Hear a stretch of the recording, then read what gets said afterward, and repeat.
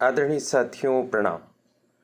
इस वीडियो में हम लोकसभा निर्वाचन 2024 के परिप्रेक्ष्य में कंट्रोल यूनिट के अत्यंत महत्वपूर्ण ऑप्शन टोटल बटन के बारे में जानेंगे।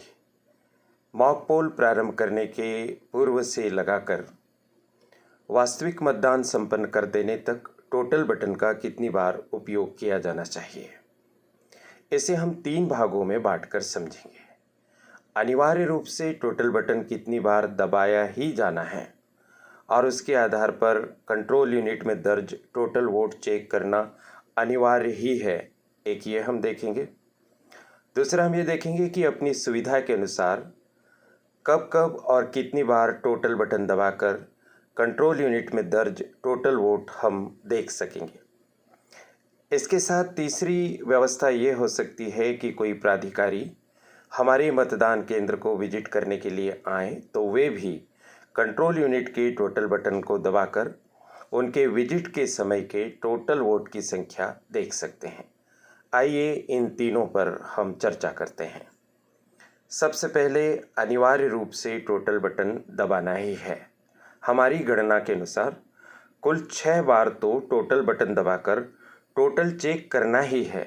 ये 6 कौन कौन से अवसर हैं? सबसे पहले मॉक पोल प्रारंभ करने के पूर्व आप टोटल बटन दबाकर देख लेंगे कि उसमें 0 वोट दर्ज हैं और वहां उपस्थित एजेंट्स यदि हों तो उन्हें भी दिखा देंगे कि कंट्रोल यूनिट में दर्ज वोटों की संख्या 0 है। मॉक पोल में 50 वोट डालने के पश्चात जैसा आपको ज्ञात है कि पहली बार जब हम मशीन का उपयोग करते हुए मॉक पोल करते हैं तो न्यूनतम 50 वोट डालना अनिवार्य है। जब आपको ऐसा प्रतीत हो कि आपने 50 वोट इसमें डलवा दिए हैं तो ऐसी स्थिति में एक बार आप टोटल बटन दबाकर देख लीजिए कि वास्तव में मॉक पोल के 50 वोट डल गए हैं या नहीं, क्योंकि 50 वोट से कम वोट डलने पर मॉक पोल की प्रक्रिया दूषित हो जाएगी। यदि 50 वोट से अधिक वोट डलते हैं तो कोई बात नहीं, यहाँ हम देख लेंगे कि 50 वोट हो गए हैं।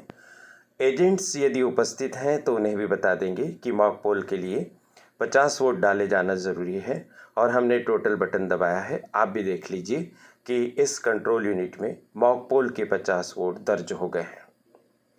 तीसरे क्रम पर जब आप मॉक पोल का डेटा क्लियर कर देंगे उसके बाद एक बार टोटल बटन दबाकर देखेंगे कि मॉक पोल का डेटा वास्तव में क्लियर हो गया है और अब उसमें 0 वोट प्रदर्शित हो रहे हैं। यह स्थिति आप एजेंट्स को बता देंगे कि कंट्रोल यूनिट अब 0 वोट प्रदर्शित कर रही है। इसके बाद आप कंट्रोल यूनिट को सील करेंगे। कंट्रोल यूनिट के रिजल्ट कंपार्टमेंट को आप ग्रीन पेपर सील से, स्पेशल टैग से और एड्रेस टैग से सील करेंगे। सील करने के बाद आप उसे वास्तविक मतदान के लिए तैयार करेंगे। जब आप वास्तविक मतदान के लिए तैयार कर लें तो एक बार पुनः टोटल बटन दबाइए और बताइए कि अब हम चुनाव करवाना शुरू करने वाले हैं और इसमें अभी दर्ज वोटों की संख्या 0 है। एक बार पुनः एजेंट को बता दीजिए। इसके बाद जब पहला मतदाता वोट करने के लिए आए और उसका वोट दर्ज हो जाए तो पहले मतदाता द्वारा मतदान किए जाने पर हम पुनः टोटल बटन दबाएंगे और हम देखेंगे कि उसमें 1 वोट दर्ज हुआ है। एजेंट्स को बता देंगे।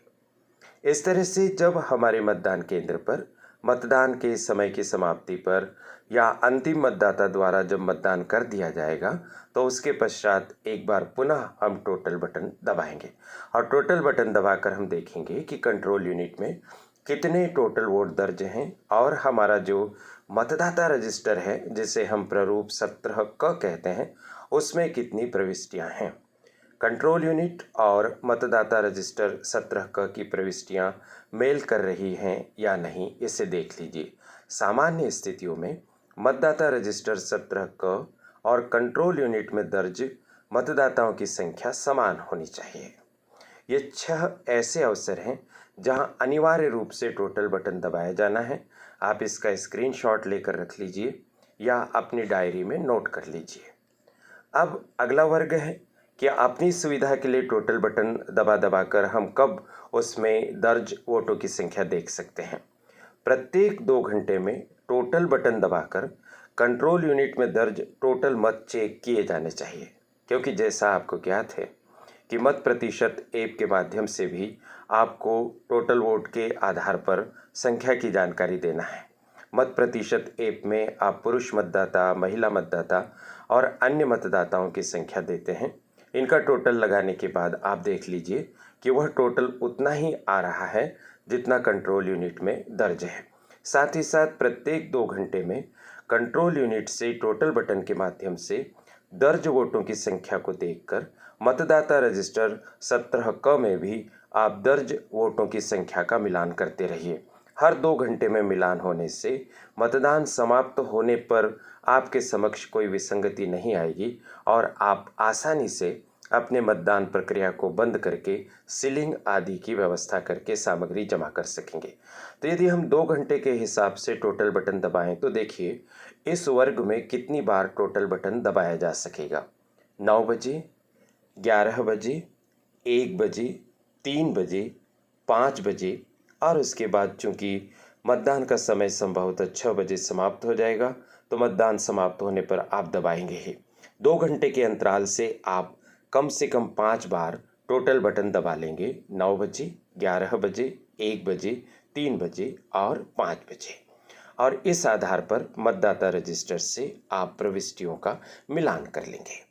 तीसरा वर्ग कौन सा हो सकता है कि समय समय पर आपके मतदान केंद्र पर विभिन्न प्राधिकारी विजिट करेंगे। खास करके सेक्टर ऑफिसर आएंगे, रिटर्निंग ऑफिसर आ सकते हैं, असिस्टेंट रिटर्निंग ऑफिसर आ सकते हैं।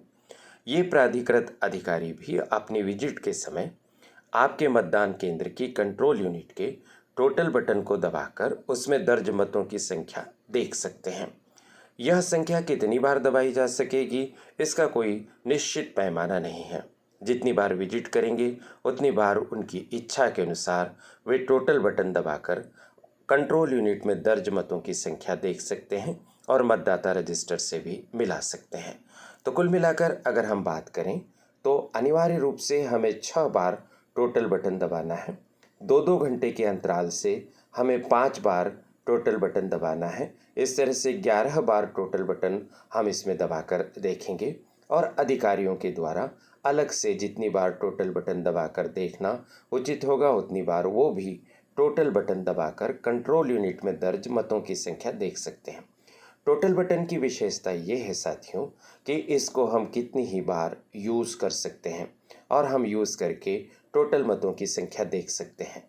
मतदान की प्रक्रिया के दौरान किसी भी समय यदि आपको लगे कि आपको मतदाता रजिस्टर के में दर्ज प्रविष्टियों से कंट्रोल यूनिट में दर्ज मतों की संख्या का मिलान करना है तो आप टोटल बटन दबा सकते हैं। लेकिन बहुत फ्रिक्वेंटली टोटल बटन दबाने से व्यवस्था में व्यवधान पैदा होता है। तो आप एक इस तरह की सूची बना लीजिए कि हमें 6 बार अनिवार्य रूप से टोटल बटन दबाना है, 5 बार 2-2 घंटे के अंतराल से टोटल बटन दबाना ही है। इस तरह से आप व्यवस्था बनाकर चलेंगे तो आपकी संख्या में किसी भी तरह की विसंगति नहीं आएगी और जब आप अंत में मतपत्र लेखा तैयार करेंगे तो आपके पास संख्या बढ़िया से तैयार होगी। इसी तरह से विभिन्न दस्तावेजों में जहां मतों की संख्या लिखनी होती है आपके पास एक क्लियर आंकड़ा उपलब्ध रहेगा। आशा है यह जानकारी प्रैक्टिकल रूप से आपको निर्वाचन कार्य संपन्न करने में मदद करेगी। यह वीडियो आपको कैसा लगा और इस वीडियो से आपकी कंसेप्ट कितनी क्लियर हुई कृपया कमेंट बॉक्स में यह बताते हुए लिखिए कि आप किस राज्य के किस लोकसभा क्षेत्र के निर्वाचन कार्य में संलग्न अधिकारी कर्मचारी हैं। यह महत्वपूर्ण बात आप तक पहुंचाने का अवसर देने के लिए करियर एडवाइस चैनल की संचालिका प्रीति गुलवेनियाजीत जी और उनकी परिश्रमी टीम के प्रति बहुत बहुत आभार। आप सभी को शुभकामनाएं। नमस्कार।